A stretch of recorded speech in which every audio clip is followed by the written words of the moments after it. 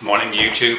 This is a quick update on my Tilting at Windmills campaign, which is basically my frustrations at YouTube primarily and what I'm doing with those frustrations. And some of you will know some of this already.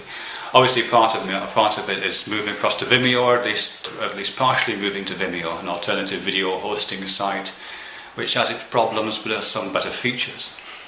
Or rather, it's not so much that it has better features, it doesn't have some of the crap features that YouTube has. And it has other features which allow us to do certain things. Let me just say a little bit about that actually, because I think it's quite relevant to what's going on at the moment.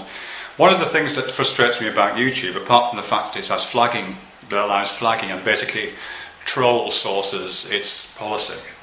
That's a word I've just invented. That's when you outsource the policing of your site to trolls, which is basically how YouTube works right now. In addition to that problem which YouTube has, it's the structure of the site itself creates interactions which are unfortunate. Do you know what I mean? I mean the tools for social communication which YouTube puts in front of us, the way that we make channels, the way that channels present videos, the way that video recommendations are made to the users, the way that users are brought into interactions through comments and through PMs, the whole system of it. Produces lots of unfortunate behaviour, I think. A lot of the drama that goes on YouTube, which is, is occasionally fun, is not conducive to certain kinds of social interactions. And the reason why it's like that isn't because we're all evil people, I don't think, although I am. But it's because of the structure of the site. That's people behave the way the system allows them to behave and the way the system allows them to behave at the moment is a bit unfortunate. Now obviously that's a big ask to get to that whole change, but if I can just compare that to something like Vimeo, which has a different set of tools. What Vimeo is very good at is allowing people to ignore one another. You can make what are called groups there, or you can make what are called channels. Confusingly, I won't go into the details about the difference right now, but you can basically bundle together bits of conversation and bits of collections of videos and bits of collections of relationships and keep them relatively separate. It's porous, so it's not private, but you can make much more kind of porous pockets of activity, which is much more like how our social lives are normally, aren't they, really? We tend to have these little pockets of activity. Our colleagues are the people we share one set of conversations with aren't necessarily the people we share other kinds of conversation with, although there's going to be some bleeding across. And I think people need that. I think people need that, not privacy exactly, but just a little sense of being able to stand apart from one another occasionally. YouTube doesn't allow that. Vimeo does allow that. And that's just an example of what I mean by the fact that the tools YouTube provides are also the tools for drama and the tools for unfortunate kinds of interactions. And the fact that it allows to do things like thumbs down comments and thumb down videos. That's a bit unfortunate, isn't it, really? Because then it just becomes a competition. Vimeo doesn't do that. It allows you to like something, but liking is a much more associative thing. When you're saying you like something, you're making an association with that thing. You're not just describing your differences. So that's kind of healthy, I think. And the fact that YouTube is anonymous to dislike, the bits that YouTube chooses to keep anonymous, like anonymous flagging, anonymous disliking, it creates social tensions which are bad, I think. Anyway, that's a bit of background on that. As I say, I'm not under no illusions that I'll change any of that stuff, but I would like to keep involved in this. I'm going to keep making videos and finding novel ways to protest about YouTube. We may say, well, why am I bothering? It's just a corporation, it can do what it likes. Why would it change? It has no reason to. None of the big YouTubers are going to get on board with that since it's paying their rent. Yeah, I mean, you're right. But it is a corporation that's got, 3 billion hits a day right now. A third of internet traffic comes to YouTube. If the internet was a planet, YouTube would be the size of North and South America and all of China and most of Asia combined. That's a big piece of real estate, and since we are kind of living in that huge continent, I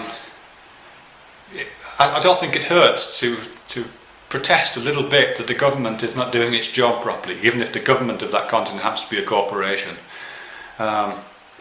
because it isn't, or it's creating a state that I don't really enjoy living in. You know, and many of us don't for different kinds of reasons. So that's that. I mean, the other thing is that about it, and it's kind of related to that, is the last couple of videos I've made. Well, the last video I made, and then the last one uploaded, which is a mirror of one of Gary's videos. I've used Gary Gloom Doom Boom as an example, which is, I know it's slightly unfortunate because obviously it draws a lot of fire, but I'm trying to keep this above personalities. You know, I could have been talking about wetlands remediation.